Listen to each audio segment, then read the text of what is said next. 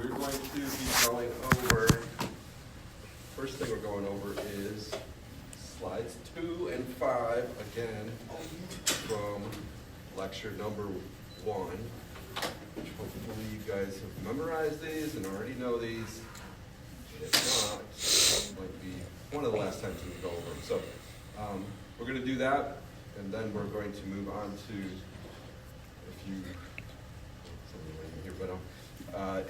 I guess it'll be at the end of that lecture also, which was about ethics in society, or ethics, like should ethics be in society? Are they in society? Are Christian ethics in society or not? And should they be in society? We'll review that. We technically did that already. I don't think we maybe finished the last page very well. But. And then we're going to be on to Old Testament ethics, so you can see this movement here. Old Testament ethics today, New Testament ethics next time. Then next week,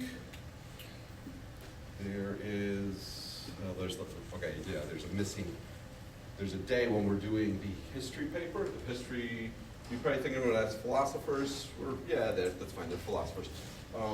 You're looking at these 10 philosophers, which are listed in the syllabus, and you need to write up a thing for that. A number of you have already submitted that, so the paper for that. I haven't actually graded those, but I graded one. But if you didn't summarize the person, so you need the person's name, their date, and like what they wrote, and you need to put a summary which was geared around this right here.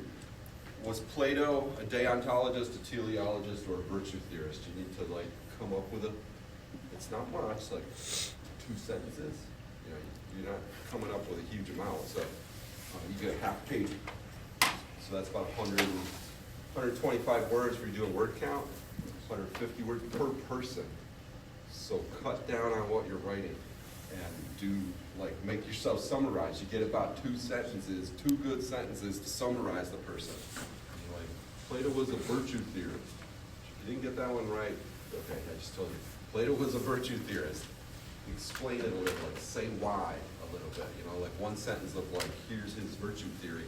And then the other thing you have to have where you get points off is called the interaction, which is you saying, I read Plato the tiniest bit. I realized he said this about virtue theory.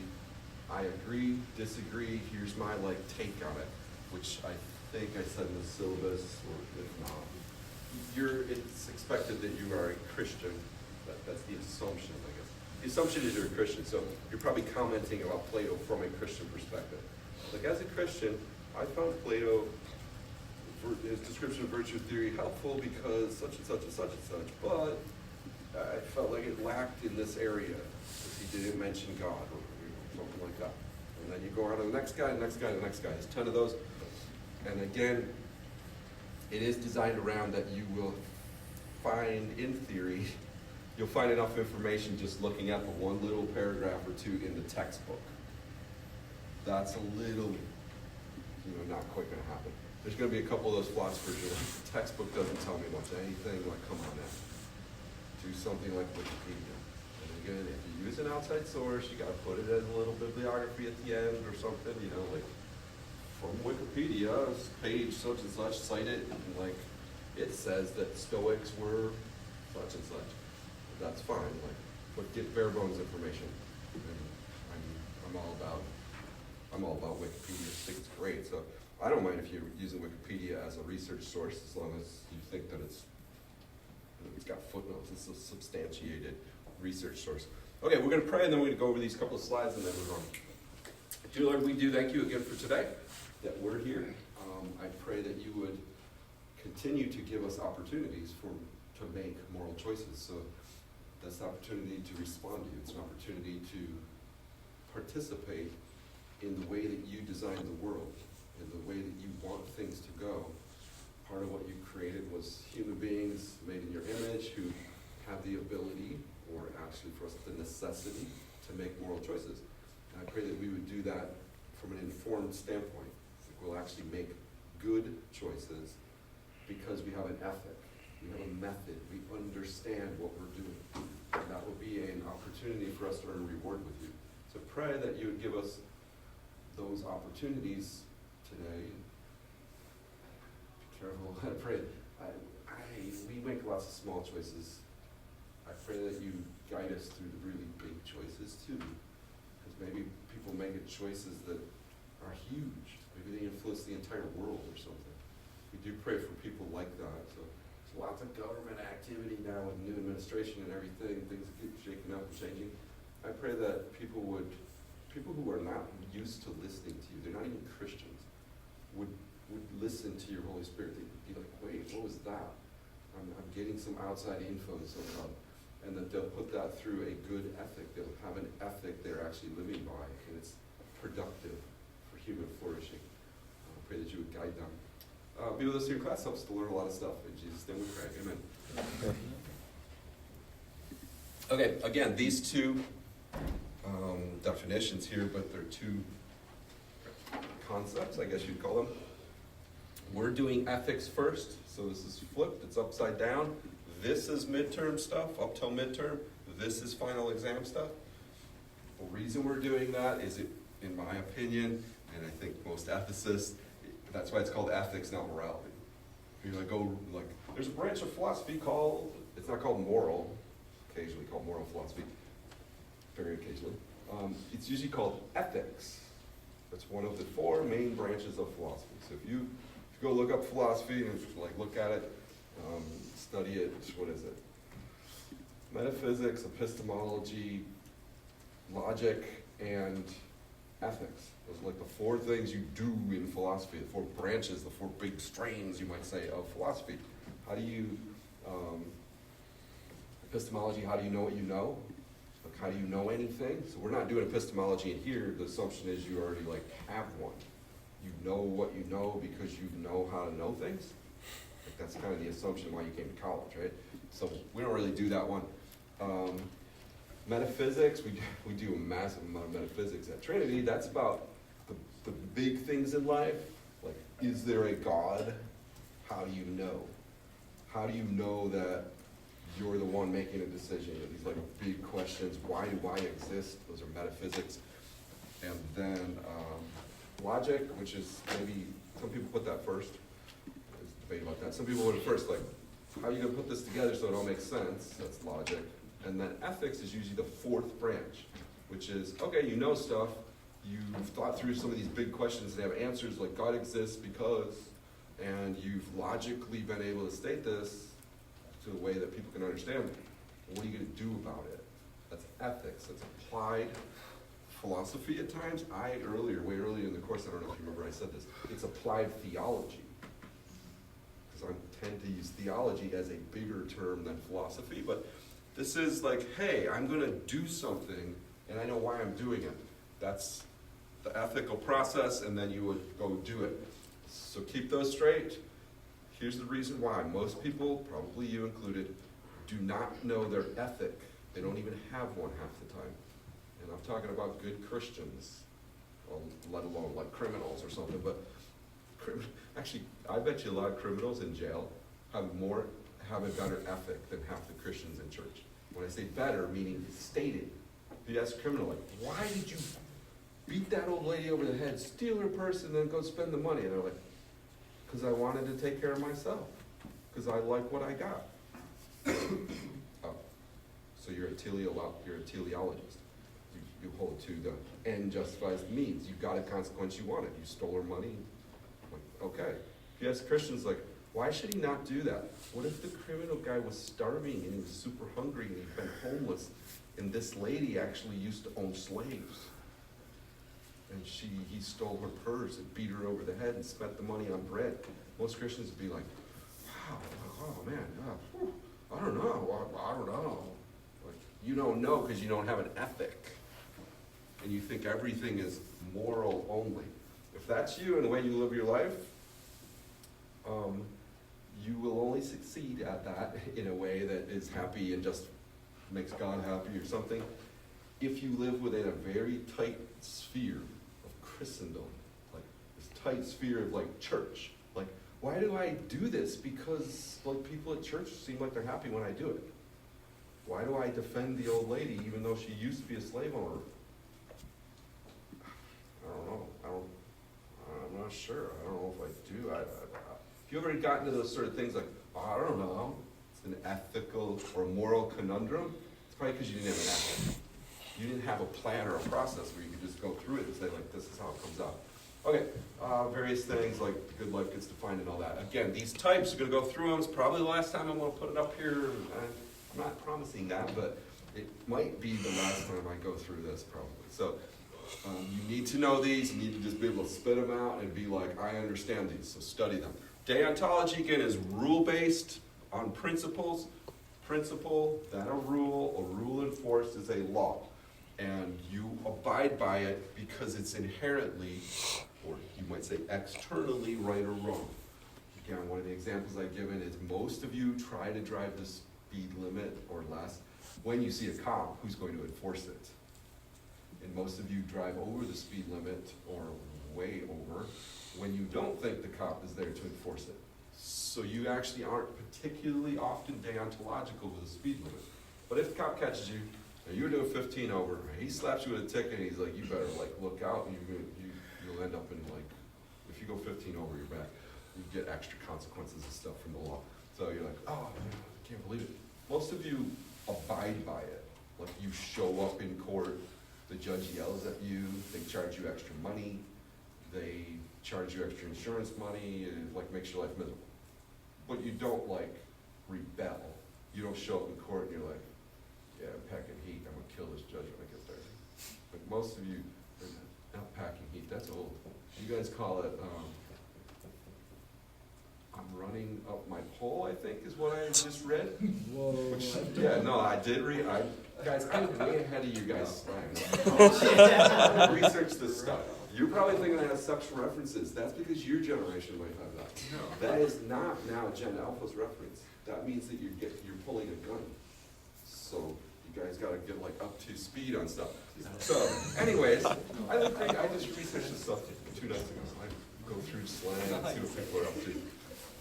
What most of you don't realize, but you can start to realize. Do you realize you're getting old? Your slang, which was certain slangish, may have had sexual references. Sexual references always go out of sexuality and go into culture. You know? So sexual slang always becomes like part of culture. So like, if you said like, that sucks, that used to have very specific sexual references. Now, you guys walk around saying that all the time. You say it in chapel. You probably say it to God. Like, God, you want me to become a pastor? No, that sucks. It's like, okay, well, I guess you're a different generation. You know, like, there's all sorts of stuff like that going on. So, or the F word. The F word had very specific sexual connotations. Nowadays, if you're a cusser, you just walk around dropping F-bombs. There's nothing to do with sexuality anymore. It's like, this is the most way I could be ticked off at somebody and say it. And by the time your kids are walking around, they'll be dropping F-bombs on you because it doesn't mean anything. It's hardly slang to them anymore. All right, anyways, just back on track here. You guys are getting too old. You're aging out of the system already. Okay, the rules. The rule-based system, it gets enforced as a law. Most of you abide by it, but I feel like lots of you don't abide by, oh, I could do this, and raise hands, but do any of you, let's do the good version, do any of you abide by the speed limit? Like when you drive, you're like, what's the speed? 55. You set the cruise maybe? Okay, Zach's like, yeah, I do that. Madeline, you're saying yes? Okay, you get a few of these people that are, they're, just by asking somebody like that, they're probably a deontologist.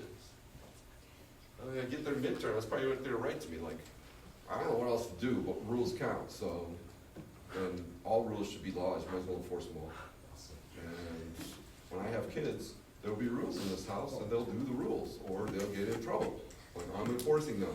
That's a law-abiding citizen, that's teleology. I just want to get there. I need to get to Aberdeen. I could get there slow, I could get there fast, I could get there even faster. Like, I wanted to get there. Maybe it's Ricky. Wouldn't be surprised if it was Ricky. Ricky's like, I gotta go to youth group. I'm supposed to be there. I don't care if I go slow, fast, or faster. I need to get there and do God's work. So that would be like result-based. Do you sometimes speed over the speed limit, Ricky? Oh yeah. Okay, I figured. Okay. He's like, I'm not doing anything to do, I'm not trying to be bad. I don't hate God. I don't hate the cop that catches me either. I don't hate America. I don't hate speed limits, I don't hate roads, I don't hate snow. I just want a result. I wanted to get there, like, what's wrong with that? And you have to say that to the cop when he pulls you over. I was trying to go to youth group as quickly as I could. And he's like, well, son, that's not the way to go. But you probably could get away with this, Ricky.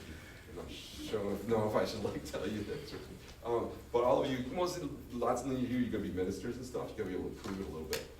I could totally speed basically any day I want, as fast as I want.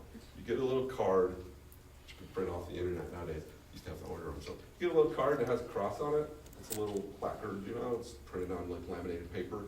And it says like, for me it'd be like ordained minister in ministry, something like that. And you just stick it in your windshield. You like stick it up on the dash, the corner of the windshield. If you just speed like crazy, if any cop sees that, if he did pull you over, be like, well, hey, sir, I see you got a little placard there about doing ministry. What are you up to? I'm on my way to youth group. I'm a pastor, and I need to be there by 7 o'clock, and all the kids are waiting for me. All right, try to take it easy next time, and let's get up a little earlier in the morning, and it'll leave you alone. Or if he's like, prove it, you pull out the little ordained minister card. It's like, especially if you say like, I gotta go to the hospital because so-and-so's dying. They're like, move, go, like, you're set. That works just about everywhere in the country if you wanted to do that. Okay, it used to be real, like you had to get like a local police to give you one. But okay, virtue theory is preferences internally to yourself. Not so much whether the cop is enforcing the rule of the speed limit or whether you need to get to Audi and go to youth group or something. It's, I don't know. I was kind of floating along here, cop. It was pretty and sunny today, and I felt like the wheels were turning well. He's like, kid, what are you doing? You're like, I just was in the moment, and it felt good, and I was just doing stuff. He's like, well, you were doing 85 just now. You're like, wow, that felt really good. You drive 85 a lot? You're that kind of person, and you're like, okay, I guess they're feeling it. I guess it's somewhere inside of them. It doesn't have to be feelings only. It doesn't have to be like clueless feelings. It could be like, I chose this inside of me. I wanted this. This is what I wanted on the inside. So if you tend to think that way, you're basing it on love would be one of the words that will come up all the time for virtue theory, Christian virtue theory. I was trying to love that person. Or why do I let this criminal steal the purse from the old lady and hit her over the head? Because it wasn't loving that she used to own slaves. And this guy is hungry. And I love him. So I use the word love a lot. You're probably a virtue theorist. It doesn't mean you couldn't come up with that. But Trevin said that, so I'm saying, he's a deontologist, and he would have rules for his house when he has kids. You know what Trevin's going to say? Classic dad move. Like, son, I'm sorry I caught him. Or not sorry, I caught you last night. Did you really do this? Do you know that I want you to understand this for real? And he gets down and he's like, son, did you know there was a rule in this house? There was a rule about like coming home, I don't know, something. And the kid's like, yes. He's like, this is gonna hurt me worse than it hurts you. And give him a spanking or something. Like, that's because it's like the broken rules of the world are broken. And the kid's like, you don't have to spank me, actually. My butt don't need to feel that way. I mean, I'm totally happy to say I love you, Dad. That kid's a virtue theorist. And maybe mom's in the background. Maybe she's a teleologist. She's like, all right, this is the third time he's done it. Let's give him one more try. We want a result out of this. The fourth time, we're going to fry you. But like right now, we're just going to make you do some extra chores and get the result we want. Dad's like, honey, later. He's like, you know that teaches children to like break the law. Next time the cop catches them for the speed limit, they're going to like, and she's like, no. Next time he's going to try to not have the result of getting caught. It's result based. And the kid's like, I wonder if I told everybody I love them, if they would let me off the hook. And like, they feel good. That's different ethical systems. Who's doing the right one? The dad, the mom, the kid. You need to figure that out by midterm and write about it. Okay, we talked about laws, morality, and ethics in society. Can you legislate morality? Yes, you can. You're not legislating ethics. You can't make someone have a certain decision-making process. Try and like beat them, but that's not a good thing, I don't think. You could tell them that certain behavior is restricted. That's what that's what legislation is. What is legislation by definition? It's deontological. It sets up rules and laws, and then people see who can break them. Then they take them to court and sue people to see if they broke the law. The judge decides if they broke the law. Okay, what about Christian morality? Yes, you can legislate it or get it into people's lives. There's ways to do that. Should you? In a pluralistic society, yes, you should. If you live in America, for instance, that's a pluralistic society.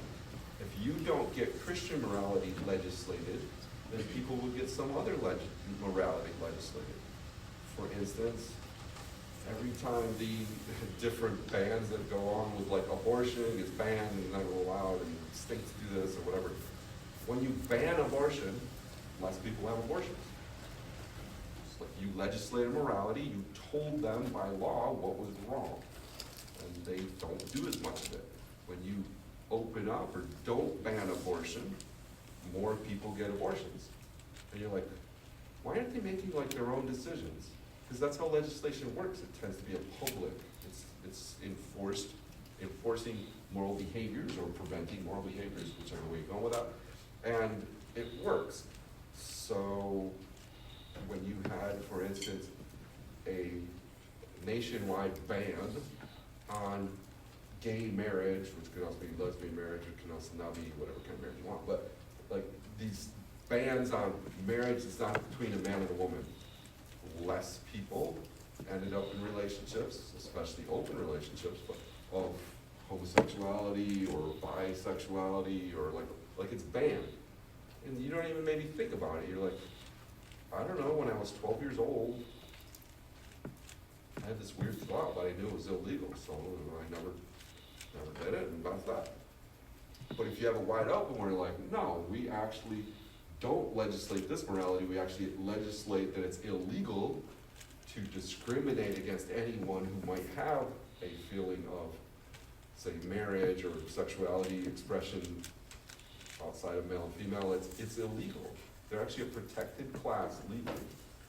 So someone could come up to you and be like, hey, Brady, you got a girlfriend, you stupid jerk, and say whatever he wants to him. He can't do anything about it. However, if somebody came up to Brady and was like, hey, Brady, got yourself a boyfriend? He's like, yeah, I do. And the next thing you say goes to court. That's a protected class. Currently, not Christian morality is the law of the land after Obergefell decision, which is in 2015, I believe that was. You could make fun of somebody's girlfriend all you want, maybe you get punched. If you make fun of that guy's boyfriend, he could sue you, literally, in the entire United States. That's a different morality than is a legislative morality. So in your pluralistic society, if Christians don't participate, then others do, ultimately. Okay, again, which ones should we look at? There's some various versions of people there, and John Jefferson Davis, who's listed on your syllabus, various points, we'll look at him in class, makes this argument like, how are you going to pick which thing to worry about? Gets down to this. Therefore, a Christian moral norm, knowable through general revelation, could be legitimately legislated. They don't need to read the Bible. They don't need to be a Christian. They don't need to love God. None of that. It's just knowable. He does make arguments, as do Catholics, which we'll talk about. You're going to uncover this or discover this, or however you say that, under Thomas Aquinas, one of the guys you look at. Just put his name Thomas because he goes by Thomistic often. Nowadays, you could say equals, more or less equals, Roman Catholic ethics. He's a Roman Catholic from 11 or 1200, I forget, AD. And he wrote a whole bunch of stuff. Roman Catholics follow that. What they follow is, what is his ethic? Which is natural law. So it's deontological, potentially, a little bit of debate, like teleology, actually, more than anything, but it's natural law, and it's basically this. If you don't need the Bible to figure this out, you don't have to be a Christian to figure this out, then we could legislate it. For instance, no one wants dogs aborting puppies. No one wants their dog to birth their puppy and eat it. Like, that's just, it was like, this isn't good. But yet we'll let humans do that. and we'll make legislation that if you were to restrict that, you know, if you went to an abortion clinic, there's fewer of those open right now, but if you went to an abortion clinic and stood on the sidewalk, not even with a picket sign, and just stood there in the middle of the sidewalk, near the door of the abortion clinic, and you said, I refuse to move, so let's say you sat down. I'm gonna sit down here. That is a federal crime. And there are people who are in prison over that because you restricted access to what is legal nowadays in our country, abortion.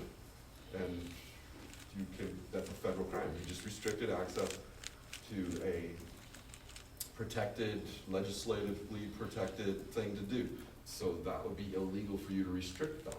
And there are literally people in prison, and it just came up again because President Trump, he, what do they call that? Commutes their sentence, you know, he lets them off, or what's the word for that? You know, his first week, pardon, there we go. First week, you know, Joe Biden pardoned a whole bunch of people, and Trump pardoned a whole bunch of people, and he picked out these very, like, particular, like, cases, like this old guy, I think it's like 80-year-old guy who's in prison for literally sitting on the sidewalk. And, you know, so you let him off, and big thing about abortion and all that. Because most people say, like, you don't need anybody to tell you that, not to kill your kid. Like, who needs to tell you not to kill your kid? You know it. So why should you do it? Davis is very clear, like, we should be protecting and promoting life. Which the reason I'm using him and like Jack Davis, I call him whatever, but I used to work for him, actually. That's the reason I like him too, but I used to work under him. But protect and promote life. If you don't protect life, you can't do anything about it later. Once that baby is aborted and dead, doesn't matter what legislation you make, doesn't matter what ethic you have, doesn't matter like what morality you're coming up with, it's gone. And then promote life, which is this idea of human flourishing. So think, the person saying those together, you have to have those together to have human flourishing. Someone's dead, can't flourish. We talk about going to heaven and stuff, but they're not flourishing here on earth. If someone is like, why would you maybe make an argument for something like not owning slaves and putting them in shackles and like making them work? Because work is good, but work's not a bad thing. And if you're feeding them or something, give them a house to live in, like it's not bad to have a house to live in, but it's not promoting life to the extent where they can make moral choices of their own. So you've restricted human flourishing a little bit. And that would be, in my opinion, a bad thing, opinion of somebody like David. Okay, we'll move on to the next lesson, which is Old Testament ethics.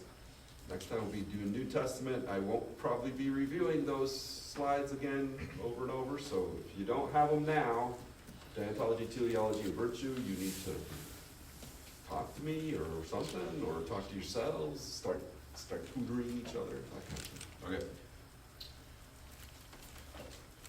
The Old Testament is strongly deontological in nature.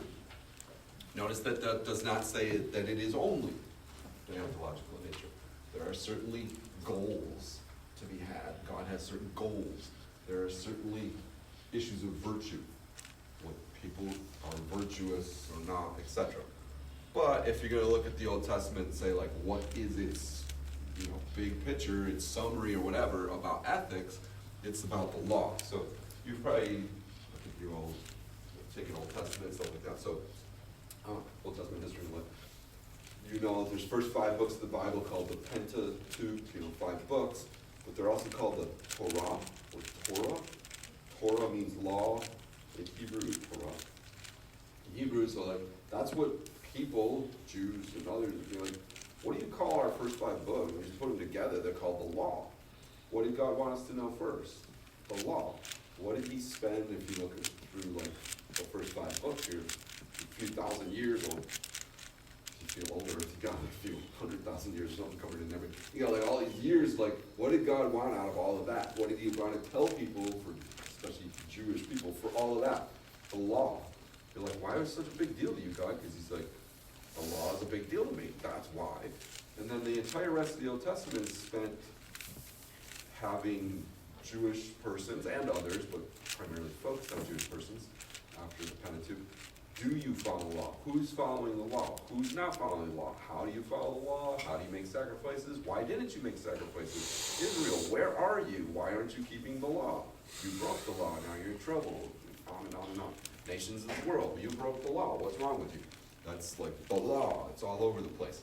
You get all the way to the end, like a Malachi, and he's like a prophet who's saying, hey, Israel, who's now been exiled kind of like twice and brought back and weird stuff, like, hey, Israel, you're not following the law quite right. What are you doing? Like, okay, what is the deal with the law, God? Can't you just get rid of it? No, it's a big, big deal. That's the Old Testament. And we, persons, theologians, over time, all the way back in history to Judaism, have basically said there seems to be about 3 types of laws in any place, but in the Old Testament here. Moral laws, which are about like who you are. It's almost like legislation about your heart, if you want to think of it that way, or your attitude. Spiritual stuff.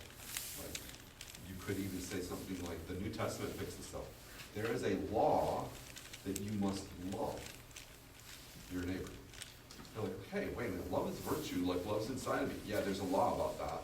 You better do it, or you're in big trouble. That's a moral law. Civil law is how you put together a society. For instance, when you catch a thief, what are you supposed to do? He broke a law. Are you supposed to chop his hand off or not? Has that in the Old Testament. You catch a guy raping a girl in a city, and she clearly communicates that she was being raped, you're supposed to kill the guy. It's like a law with a bunch of consequences, and that's societal. Okay, and then ceremonial or religious. How do you properly kill a sheep as a sacrifice? If you don't do it right, it doesn't count. There's a law about it. How do you wear the right underwear of not mixed cloth? Because there's a law about that. And it goes on and on. There's laws for that. Does anybody remember how many laws in the Old Testament? In theory, at least according to Judaism, how many laws are in the Old Testament?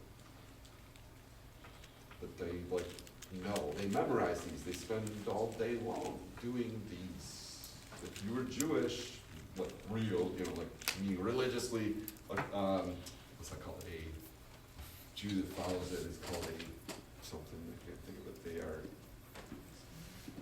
practicing, I guess you could say, something like that. But anyway, if you're a real Jew, religiously a real Jew, you would spend your day memorizing these laws. That's what you do in the morning. You don't do devotion, reading the Bible. You actually look at laws, Torah summaries. 600 and a little bit of debate between 613 or 618 laws in the OT, stated laws. You can read them, it's got them on a piece of paper. That's what kids who go to synagogue school spend all day doing, especially males. Males are required to study and know these. Females do it too, but they don't ever necessarily get tested or something. If you're in a synagogue as a male, you want to be a good synagogue guy, I've been going here for 4 years. They're like, okay, start rattling off the laws, tell me what they are. And then you spend your whole day saying, did I do them? When you get to synagogue on Saturday, that's what the rabbi tells you to reflect on. Have you kept the law?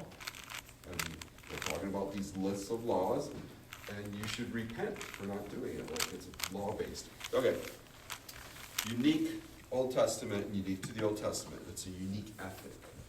It will be different from the New Testament, unique to the Old Testament. This is probably the biggest one that'll be different. It's one that's foreign to most of you, unless possibly you lived in a different environment or something. But personal and social ethics overlap. All the ethical norms, or laws, if you don't think of it that way, required of an individual are also required of the society, and vice versa. So most of us have been, American and freedom and individual rights and all that kind of stuff. That's literally not the Old Testament. It's foreign to the Old Testament. God's like, you all are my people. Here's your laws. And each one of you obeys that law. And when you ever get more than one of you together, called a group, you together as a group obey those laws. So you don't have to think should I give this alms to someone or not when I'm at church with a group or whatever, they're in a synagogue or they're in a temple. They're like, the group does it, and we do it. Something like giving alms. You see this in Jesus, who's at a synagogue, and there's a lady, an old widow who gives 2 mites or 2 pennies, and you're like, well, I mean, why would she do something dumb like that? Because, like, she needs the money more than anybody else does. There's a law in their law that says to take care of widows and orphans. She's a widow. She's going to get money back, so-called, if they're living the way they're supposed to.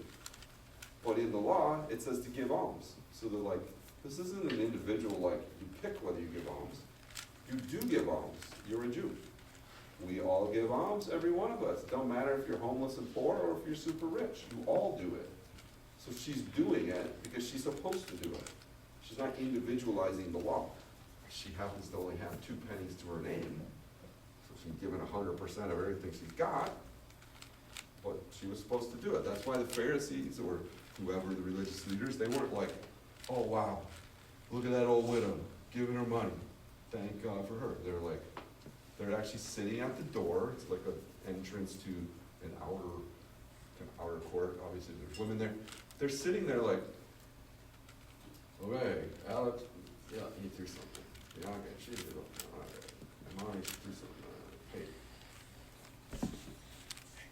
did you, Paige, just try to slide through the door there? You're not throwing anything in? It wasn't to like, Paige, it's literally like, Paige, are you a Jew or not? Jews can't come in here without, like, every Jew does this. It's the law. She's like, oh yeah,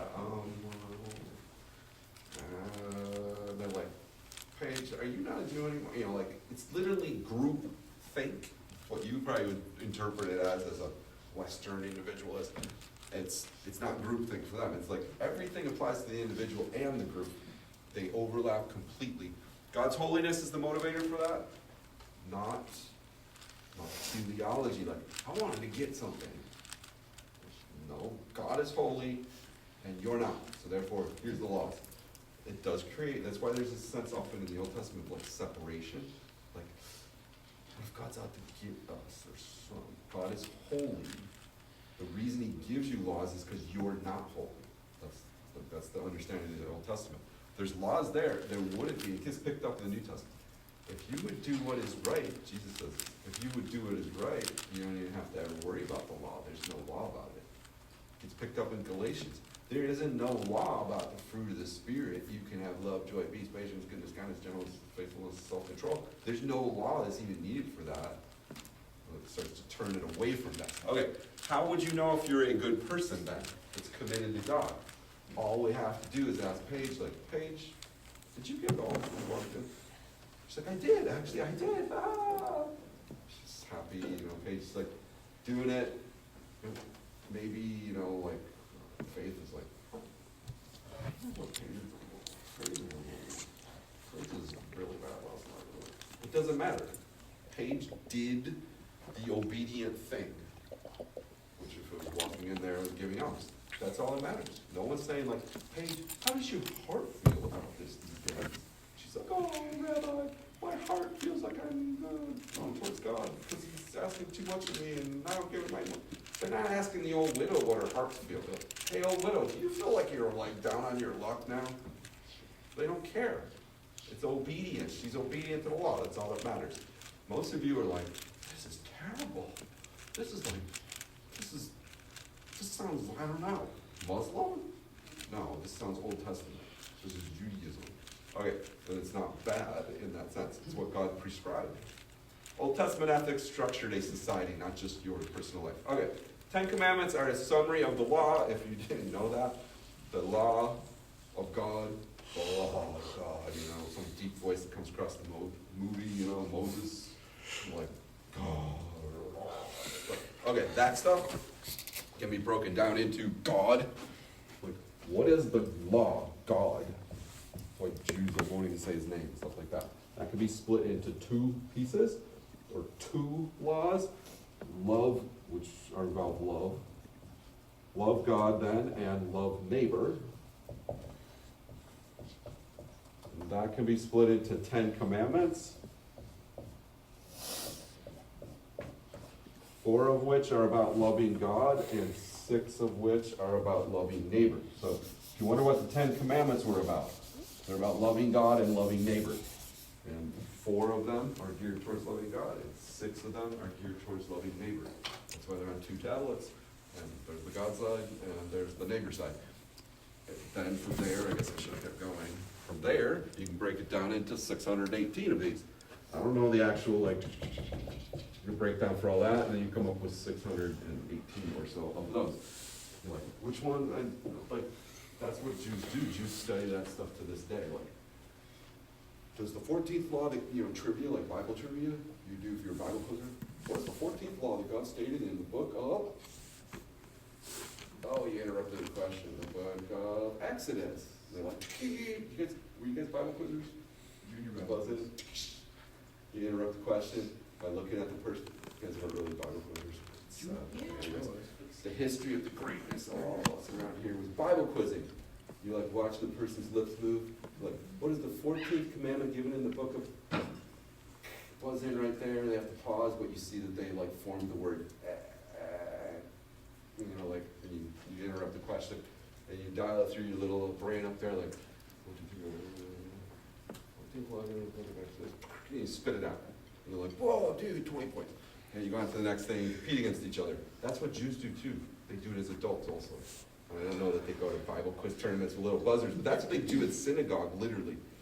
What is the 14th law given in chapter 20 of Exodus?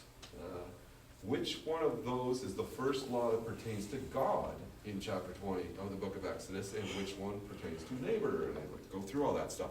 That's what they're doing in order to understand and know the law. That's how you become a rabbi.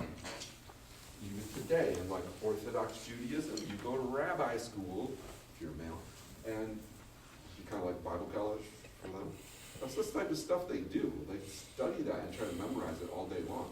Then they read like historically every rabbi's description of that law. The first law that pertains to God in the chapter 20 of Exodus, as described by Ben, it's always Ben, which means sons of, like Ben Johnson, Ben Abraham, Ben Yahoo, Ben. You're like, okay, law about God, chapter 20, okay, this guy said this was the, and then you describe it to people. When they come to ask a rabbi for help, like, Rabbi, I'm just trying to figure out, like, am I supposed to, like, go to college or not? In the 18th chapter of Leviticus, in the 14th law listed that pertains to humans, it says, love your neighbor as yourself. And Ben said that it takes education to love your neighbor as yourself well. So yes, you should go to college. That's like how they make decisions. They're following law. The good ones make decisions on it. Okay. Loving God, 4 of these. Here's what you need to know for these 10 commandments. I'm going to assume you've seen, heard, read, or understood the 10 commandments before in your life. If not, then here's your chance at it, right? Here's your shot. But this shows up in the midterm as a blank piece of paper with numbers 1 through 10. There's an essay that you're going to write. It's not really an essay. It's like spit it out and spit it out well. Numbers 1 through 10, and you write out numbers 1 through 10. Like, what's the first one? And you can do it in King James, as we learned, like, thou shalt have no other gods before me. Okay, fine. That means more or less the same way I worded it here. If you are like, web Bible for 3rd graders or something, it's like the version you use, and it's like, God's awesome, yo, don't mess around with him. Okay, fine, if it's like the same meaning. And then you also have to give the little explanation, a little description, a little like, what does that actually mean for people like me? So I put it up here. No other gods before me, don't prefer other gods. Okay, why? What is that up? What's up with that, God? Because you should only worship God because he's the only one worthy of it. Don't make an idol. Something about like, what is an idol at? Do I have idols in my room? That's what you should be thinking. If you're going to abide by the law, don't make an idol. And then maybe some of you are like, that isn't what it says in King James. It says, don't make any graven images to worship or something like that. You're like, do I have graven? What is a graven image? for extra credit, does anyone know what a graven image is? Go ahead. Does it mean like engraved image? Yeah, somehow carved or sculpted, something like that. So go back to your room, you're like, I have like trinkets and knickknacks and souvenirs. Oh, are they like graven images? I don't know, you'd have to ask that. I don't think that that's what it means, but you need to think through that and be able to explain that. Don't misuse God's name. You probably are like, where did that one come from? It says, you probably learned it as something like don't curse, and most of you have learned this inappropriately as don't cuss. That is not the third commandment. It has nothing to do with you saying some swear word. Now, I'm not saying swear words are good for you or anything like that. They don't probably produce human flourishing because they tend towards breaking relationships when you say them to somebody. That's not what it's about. It's about don't curse. Cursing is a spiritual activity, like I curse you. I sentence you to, I curse you with poverty for your whole life. Like, that's weird. Can people do that? Well, you can do it. Whether it works or not would be probably based on how much spiritual maturity and authority you have. This is about like, don't curse in God's name. Which means don't say something like, in God's name, you know, we use like Jesus. In Jesus' name, I sentence you to poverty for your whole life. Like, what? What are you saying? God isn't trying to do that. Don't misuse his name. Most of you are doing that when you pray. That's the most time when you actually misuse God's name. And then this one, most of you don't do. So you have to figure out why you don't do it or not. Because it's a law. Jews spend a lot of time in history doing that one, like figuring it out. And yet most of you as Christians don't. So you need to figure out like what you're doing with that law. This is the fourth law that God gave that pertains to himself. All right, next time we'll pick up with loving neighbor. Those are fairly easy to understand.